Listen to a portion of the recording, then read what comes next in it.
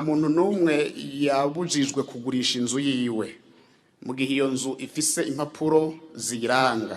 Ababujijwe kugira ibyo bagurisha kandi ahanyene twisunze amategeko n'abantu baronkejwe ibibanza byo kubakamwo na leta, barasezerana igihe canke ikiringo bikorwa basaba ivyo bibanza byoba byakozwe. Ico kiringo kirarengana, congera kirarengana. Ubu rero bakaba bagomba gushira ivyo bibanza canke bagize iminsi bashira ivyo bibanza ku isoko. Ivyo rero ntivyemewe. Umuntu afise itongo ry'umuryango naho ritoba ryubatswe aremerewe kurigurisha. Umuntu afise inzu yubatse mu parcelle yahawe na leta amaze kuyubaka aremewe kuyigurisha.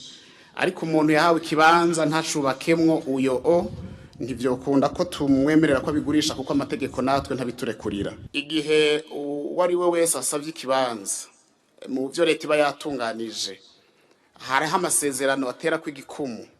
Muri ayo masezerano haranditswemo ko mu gihe adashoboye kurangura imigambi yahasabiye mu kiringo bumvikanye ko ikibanza gisubira mu minwe ya leta.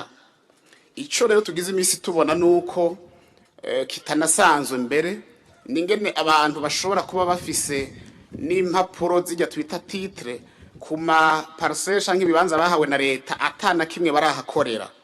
Turiko turabiyaga na mugenzanje ajejwe ubutungane kugira ngo turabe ko ivyo bintu bitosubira. Ikindi twovuga ngaha tugize iminsi tubona ni iki kintu cuko abantu benshi basavye ibibanza mugabo mu vy'ukuri bamwe muri bo tugiye kuraba tugasanga ahubwo babigize urudandazwa. Umuntu akaronka iparcelle ku miliyoni 20 canke 30, imyaka 5 canke 10 iheze akakigurisha muri yaride w'amarundi. Ukiyumvira ubwo burenganzira umwe mu bene gihugu yoba afise gutora gace k'igihugu akanduza amafaranga ngana uko kose ata kintu na kimwe yahakoreye, ugaca wiyumvira ingene abandi bene gihugu batoronka ubwo burenganzira bikagusiga.